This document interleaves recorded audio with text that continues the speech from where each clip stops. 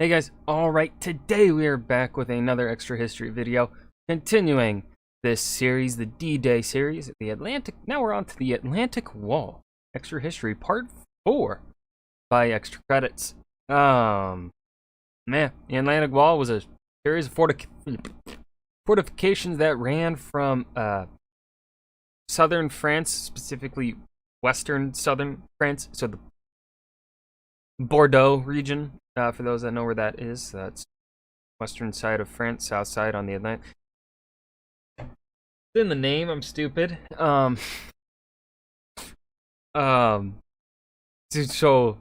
all the countries that are touching the Atlantic or also the North Sea have fortifications on them on the coast. So like France, that part, the Benelux, well, just Luxembourg doesn't touch the ocean, so just Belgium and Netherlands, northern coast of Germany, and then western half of Denmark. I don't know if it extended into Norway. I'm assuming we'll find out if it did or not. I don't think it did, because Norway is pretty much its own. Norway's just mountains, so it's pretty much its own natural fortification. Anyways, I've already made myself sound like an idiot. Go ahead and start watching the video. June 6th, 1944 is a day that Field Marshal Erwin Rommel has been looking forward to for a long time. His wife's birthday. No. With bad weather Oh. That poor man. making an invasion impossible, and intelligence suggesting that Eisenhower's waiting for more troops, the commander of Normandy's defenses has decided to go home and surprise his wife with a pair of Parisian shoes. In the middle of the night, his phone rings. The invasion's begun. You know, Rommel is such a conflicting character because, from what I understand, he did conflict with Hitler and he didn't like him. But he still served the Nazi Party and the regime as a general, and that's what I don't. That's why it's so conflicting, and why history is so gray. And why can't it be simple and be black and white? Damn it! It's like why if you disagree with the fucking dude, why would you serve him? Why someone who knows about Rommel, tell me more about him. Tell me about him, please.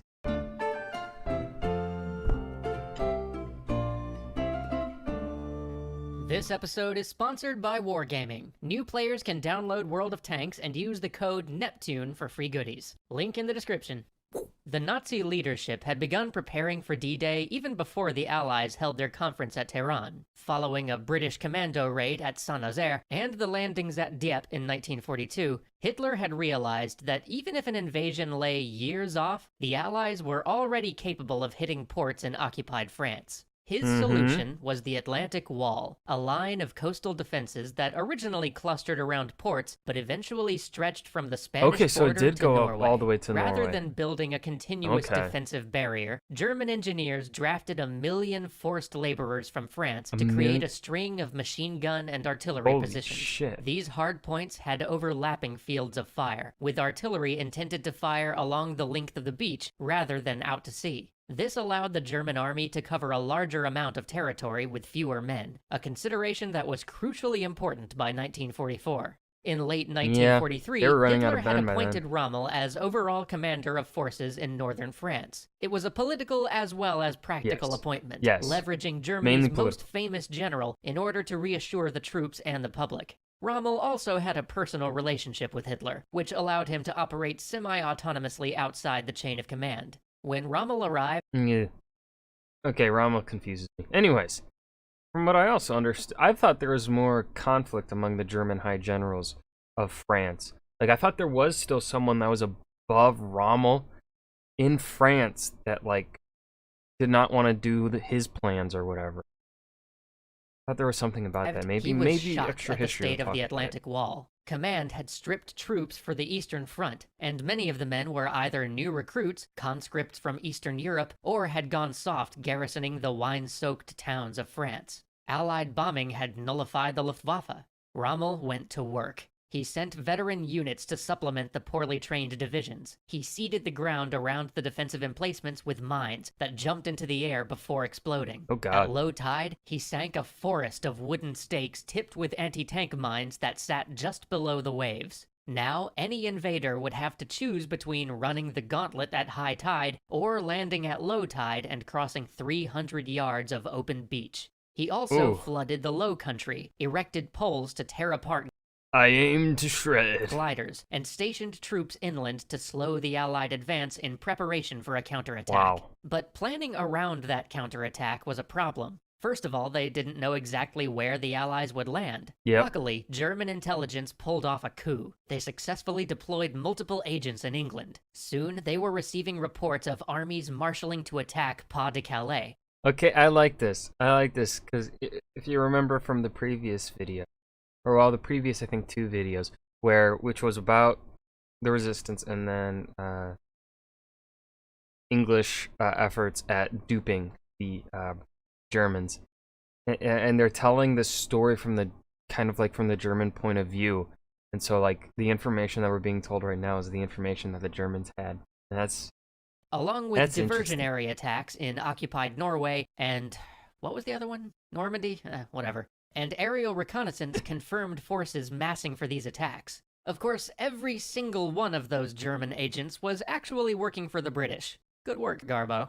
Regardless of where the landings took place, Rommel believed the battle would be decided on the beaches. Should the Allies establish a beachhead, it would be over. In his... Yes, I would agree with Rommel on this case. Yeah, as an armchair general, with hindsight, even like once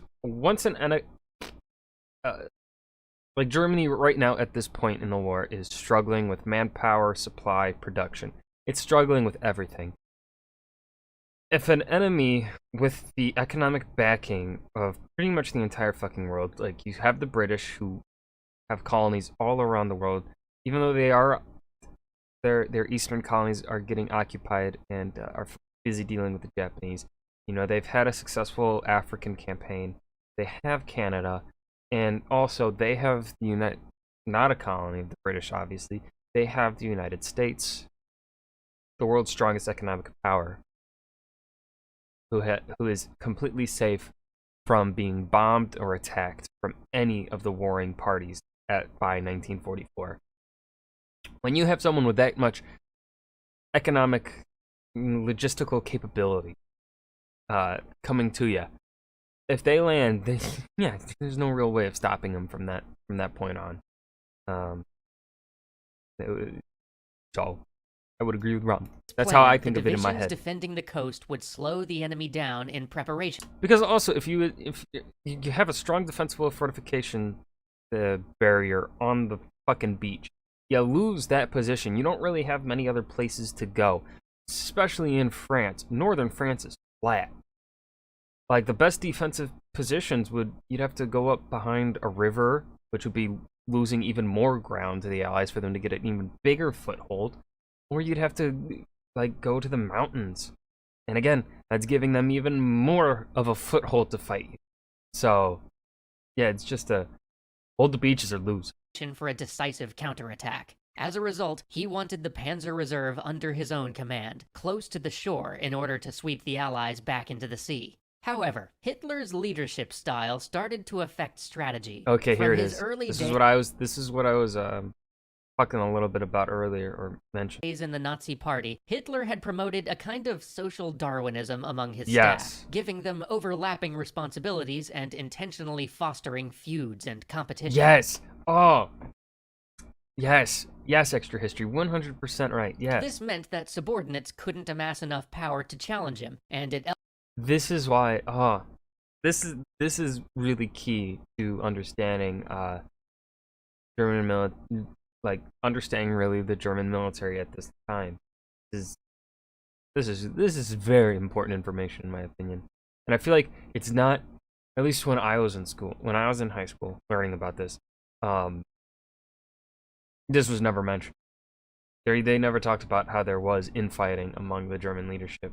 It was primarily focused on Germany fighting the Russians, and then D-Day, and then Japanese campaign. That's pretty much all you really talk about World War II from the American point of view. Because obviously, your nation is going to focus on the things that it took part in. And of course, the fighting on the Eastern Front is very important, so of course that gets mentioned as well. Elevated his position as the final arbiter of any dispute. In this case, Rommel was opposed by officers, including the elderly Eastern Front veteran von Rundstedt, who wanted the tank reserves held near Paris. This would keep them flexible in case the Allies landed somewhere unexpected, and shield them from shore bombardment. Rommel countered that the long drive toward the coast would make them vulnerable to air attacks. After fierce... I mean, both of them have very good points. I typically, at least when I play my strategy games, I like being flexible, kind of like how Rundstedt would want it, where you want to have your mobile forces that can also do a lot of damage, kind of held back so that they can move to weaker points of your line. That's how I play. Fierce debate, they put it to the Führer, who, ever indecisive, created an unworkable compromise. Oh God. He broke up the reserve, giving Rommel 3 panzer divisions and keeping the larger reserve around Paris as a personal unit, which couldn't be moved without his express permission. Hitler. Oh my God. It's crazy how in 1933 this guy was a genius. And that doesn't mean he was a good guy. It means that the way he was able to gain power and supreme control of the German government in 1933 was smart, was genius. He knew how to work the people, and he knew how to get his way through the Constitution. He knew how to abuse the German Constitution to get his way. And now you have this. It's like, what happened? Because you could also argue early on in the war, too, a lot of the decisions that he was making were good decisions. Like, that benefited the German military. But then this decision here is like, Only one of Rommel's divisions, the 21st Panzer, was sent to Normandy. So the stage is set for June 5th, and the weather could not be uglier. With conditions so poor for both sailing and flying, senior officers relax in the knowledge that the Allies will not arrive anytime soon. Many take the opportunity to rush home on leave, and that is when paratroopers start to land. At 5:30 a.m. on June 6th. And despite the Germans not being prepared for the paratroopers still had astronomically horrifying, like, percentage-wise, the death toll. I think paratroopers were in the 90%. Like, with the first wave of the beach landings, it was a 90%, like, casualty rate. At least on the American beaches. I don't know what the numbers are for the Canadian and then the British beaches. But I know for the Americans, like, Omaha was, like, 90+%. And I think paratroopers also had 90+% casualty rate. 6th, German soldiers peer out of their bunkers to see shapes in the morning mist, ships stretching from horizon to horizon. Then, aircraft engines. A massive Allied bombardment rocks the ground as bombs, naval shells, and rockets pound French soil. But the bombers drop too far inland. The rockets fall short. Naval guns make little headway against the steel-reinforced bunkers. 1,700... And here's another thing, though, about this, is that the Allies, in order to keep up the surprise, normally for an invasion, you're gonna, like, what we see in the Pacific Theater is longer bombing campaign on defensive fortifications, or suspected defensive fortifications by the Allies. Here in Normandy, you don't see that, because they didn't want to give up the surprise. They didn't want to tell the Germans, obviously, where they were going to land. So they really couldn't start bombing the area they were going to land until, the invasion kicked off and they were about to head in to the beaches. 745 tons of ordnance drop on Omaha Beach without killing a single German. Really? But the roads inland Holy are wrecked. shit. Worse, Allied paratrooper and glider units land between the static units and the reserve, with resistance elements destroying crucial bridges and rail lines, meaning that reinforcements and supplies can't get through. Landing craft begin to plunge toward the shore. On Omaha Beach, the Germans see the first Allied soldiers trudging in the surf. Machine guns open fire. Far away, Allied soldiers lie face down, pinned, as the first wave of mortars and artillery shells fling bodies into the air. Months of preparation mean that German artillery crews have ranged out the beaches and know exactly where to drop their ordnance.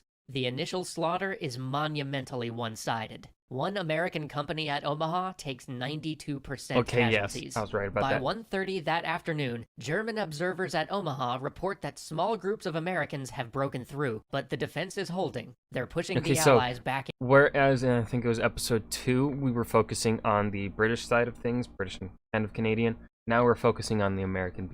Into the sea. But Omaha is the exception. Despite fierce resistance, the British have broken through at Sword and Gold, and the Canadians at Juneau.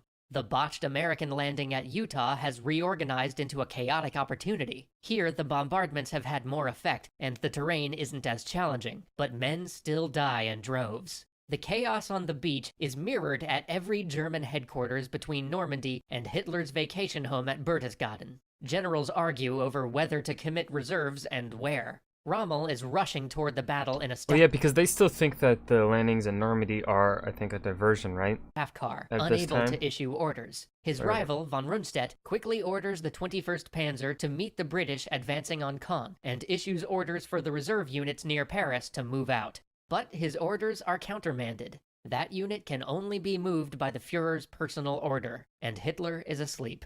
Ever since his days as a Bohemian in Vienna, Hitler has always been a late riser. Rigid procedure dictates that the Führer should not be woken unnecessarily, and even in the face of invasion, no one wants to break this protocol. After all, what if it's only a diversion? When Hitler eventually wakes at noon, he is thrilled the invasion has arrived. This, he says, is his chance to decisively crush the Allies. And yet, he delays. It's 4 p.m. before he orders the Panzer Reserve to move out.